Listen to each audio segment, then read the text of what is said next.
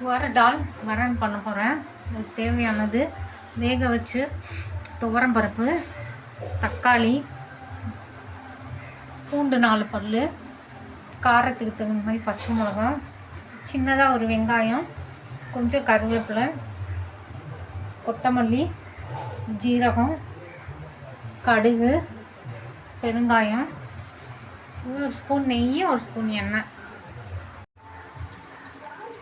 வரனுக்கு ஒரு கடாயில் ஒரு ஸ்பூன் எண்ணெய் வச்சுருக்கேன். ஒரு ஸ்பூன் நெய் ஊற்றுறேன். காஞ்சோன்னே கடுகு ஜீரகம் தாளிப்போம்.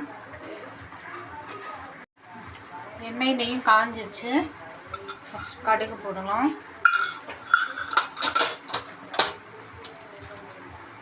ஜீரகம்,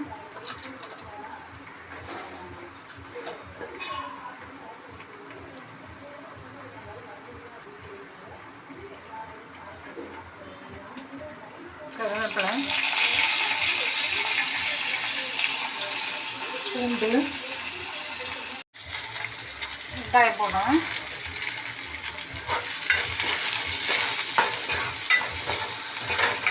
வெங்காயம் வதங்கிடுச்சு. தக்காளி போடுறோம்.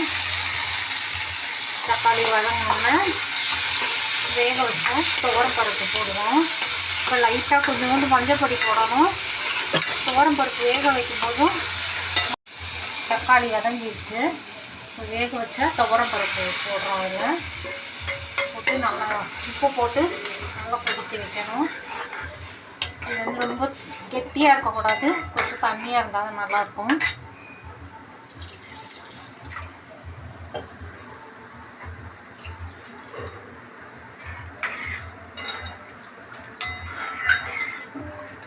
இந்த அளவுக்கு இருக்கணும். இந்த வரனுக்கு தேவையான உப்பு போடணும். பெருங்காயம் கொஞ்சம். நல்லா கொதிச்சோன்னே கொத்தமல்லி போட்டோன்னா சர்வ் பண்ணுறதுக்கு ரெடி ஆகிடும்.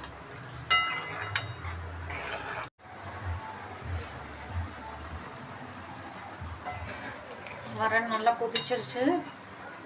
மேலே வந்து ஒரே ஒரு ஸ்பூன் நெய் ஊற்றிட்டு